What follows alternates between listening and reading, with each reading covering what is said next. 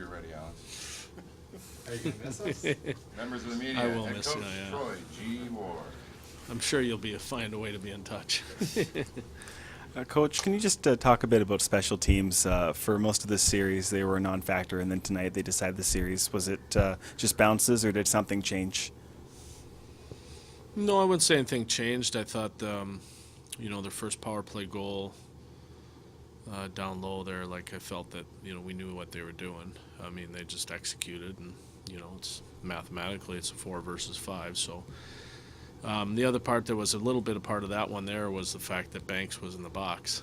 So now he was out there, and he was a good penalty killer for us, but it took us out of our rhythm. We pretty much have killed with Banks and Nemo, and then it's always been Byron and Rowe this whole series. So, and up until tonight, we've been doing pretty well. So they executed, made some plays. Can you just talk about the shorthanded goal that Byron got to open the scoring? Your impressions on that play? Well, it was good. I mean, the one thing in the series, barring the game 3 here, for the most part, we've had really good starts in this series, and we've had really good starts down the stretch. I think anytime beyond the series, you win or you're undefeated in 13 straight, and then you plow through the first round because you have good starts to your game, and then we had really good start in game 1 and we won again, and then good start in game 2. And the only game we really didn't have a good start in was game 3 here at home. But our starts have been really critical for us, and I thought they gave us a chance to be in all the games. What were your thoughts on that penalty call in OT, Troy? I didn't really even see it. It was kind of through a group of people, and I don't know. I can't really comment because I really just didn't see it yet on tape, so I really don't know whether it was a good call or a bad call. It's the way it works.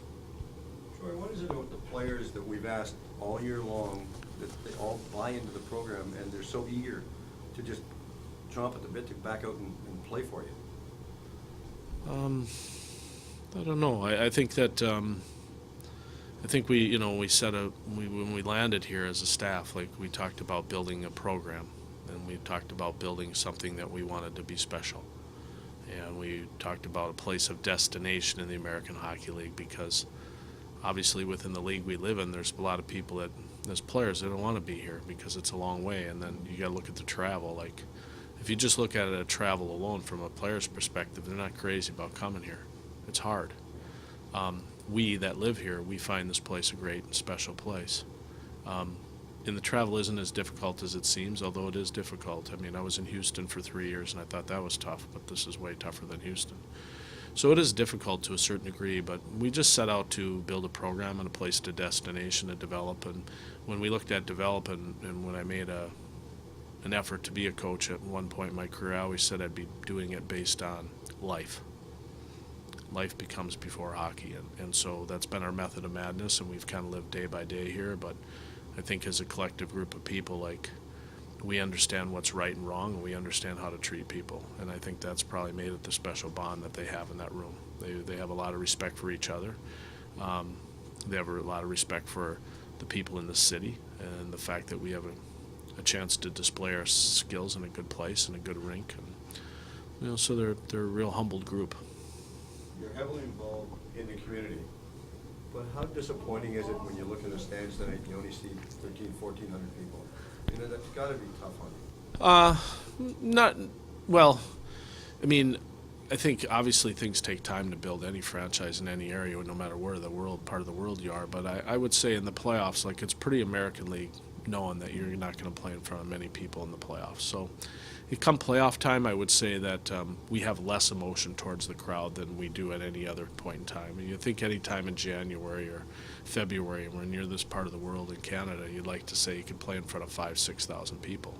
That's more disappointing than it is this time of year. We realize that the American League playoffs aren't very well attended, but obviously anytime you play in front of a big crowd.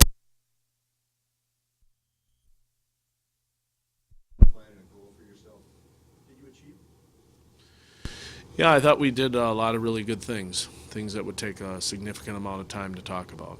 Today's probably not the day, it'll probably be in some future article or something, but I think if you look at the things that we set out to do here, which was put Abbotsford on the map in terms of, like, from a player's perspective, from an agent's perspective, around the league, to let people know that Abbotsford is real and we're here and that we're growing this franchise. Like, I think those things considered, yeah, I think there's a lot of things to talk about the team and how the team played, but I would say the main goal was to let people know that the Calgary Flames had a farm team in Abbotsford. You mentioned putting Abbotsford on the map. Do you guys think you've done that now? Yeah, I think we've done that. I think that, I think a sense of pride has been established. No matter what the size of the crowd is, even when we salute the crowd at the end of the year like we did tonight, like, sometimes, like, two people in our family can make chills run down our spine. It only takes one person to make you feel chills, like, and walking off the ice with that crowd, and regardless of the size of it, but the enthusiasm they gave to the players, and I think the players paying the respect back. Like, I felt like we found a home, and I think people know that we're here. You feel like a dad sometimes teaching the players to play and advance to a new level? Yeah, every day. Every day. There's always life lessons going on back there. That's one of the keys, I just feel if you're going to be a really good coach in today's game, like, we have a lot of players that come from non-traditional hockey areas. So as much as we may be in a traditional hockey area, and as we sit here, you have to remember every player in there is from different parts of the world. And a lot of these kids didn't grow up with the game. You got Ben Walter, who's got a dad that played in the NHL. You got Max Reinhardt, who's got a dad that played in the NHL. And then you got a lot of guys that their parents never even played hockey. So the respect factor that you have for this game and how old and traditional this game is, there's a lot of teaching to be done. And so every day is a teaching environment in there, like, whether it's about hockey or just about life and how to respect the game. Like, I think that's where we grew leaps and bounds with a lot of players, just understanding the game and the makeup of it and how it works and how it functions.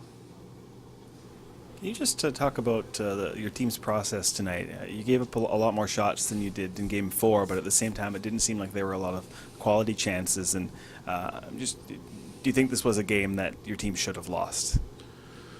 Well, I don't know if we should have lost it, Tom. I don't know if we should have won it. I would say that of all the games in the series, I thought this was our most disjointed game.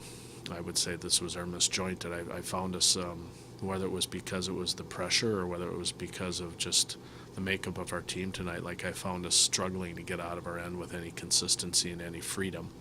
Everything was congested for us. Like, we were in a traffic jam. It felt like we were downtown Vancouver all night. Like, we weren't on the highway getting out of our zone. And you got to give them credit, but we just seemed a bit off on that part of our game. And then I thought the one part of our game, though, ironically, that was really good is when we did get it down in the offensive zone, they couldn't get it away from us. Like, we stayed over a lot of pucks, but as we've come to know, and with our team sometimes getting the pucks beyond the control of them and getting to the net and having chances to score was a little bit cumbersome for us. But I thought we had good possession time in their zone. I liked that part there, and I just was a little bit off on how we got out of our end. I thought we were a little bit slow. But otherwise, I thought we talk about managing a hockey game, and in general, we put ourselves in a position to win the hockey game. And it didn't work out, but we put ourselves in that spot. So, I wasn't too upset with our game. I thought there could have been parts, though, it could have been better, for sure. You talk about Danny Taylor's play tonight. He made that huge save in overtime. He had some other really great stops. You feel like you made the right decision to start him in this game? Yeah, yeah, I do. Danny was the guy. Danny's been the guy down the stretch, and the AHL is a land of opportunity, and let's look at it this way. Leland's a tremendous goalie, and I have tremendous respect for that guy. Leland also has gotten the land of opportunity. That put him in the National Hockey League this year. But right now, down the stretch, our better goalie and the guy that made us feel a little bit better as a team happened to be Danny. That's nothing against Leland. Leland's land of opportunity put him in the National Hockey League. And he played some games this year for the first time in his career. So, this league is about development, and this league's about opportunity. And Danny deserved the opportunity, and he got it, and I thought he played real well. That's it. You haven't asked a question. Well, at the beginning of the year, you talked about your goal was to climb Mount Baker. Yep. Obviously, that it's a metaphor of getting to the championship. Would this be coming up short, or do you think you still reached the goal? No, what a great question. No, I would say we fell short. I think we fell short of where we'd like to be. You talk about that, I talk about that maybe in terms of the Calder Cup, and that's in our room every day, like we look at it. As far as other measures of success or falling short, I would say we exceeded some things in some ways. But there are things like you want to do as a collective group of people, which is kind of push to the top and push over. And I felt we fell short. I likened it to my year in Trenton, when I was in Trenton with that team. Like, we started the year, and Cale McLean was one of my assistants now, was one of my players, and I said, we're going to win the Kelly Cup, and I think they all looked at me because of the year before like I was crazy. And we got right to the Kelly Cup finals and lost in Game 6. This one we didn't get to the Calder Cup finals, but I thought we had a good push, especially at the end of the year, but we didn't exactly get where we set out to be. So in that framework, we didn't get where we wanted to be. But at the same time, I'd be remiss to say that I thought we accomplished more in this early franchise phase than a lot of teams had the last couple of years, and that's no slight to the other people. Like, they were the ground for this thing to happen this year. Like, everything the last 2 years as an assistant and the year before that had to happen for this to happen. So I thought we took this place another step, for sure. Troy, final question will actually go to somebody listening on AHL Live Media in Calgary. Just asking what was said in the handshake between you and Aikens. He just said Dallas was Dallas. He's a classy guy. He played the game. He was like, "You're the hardest team we played all year." Like, we've said that as a staff about your team all year, and your play and how you guys play as a group and how hard your team competes is the best we've seen. And he said you should be proud. Members of the media, that concludes this evening's press conference. Thanks Troy, much. thank you. You can have the milk, young man.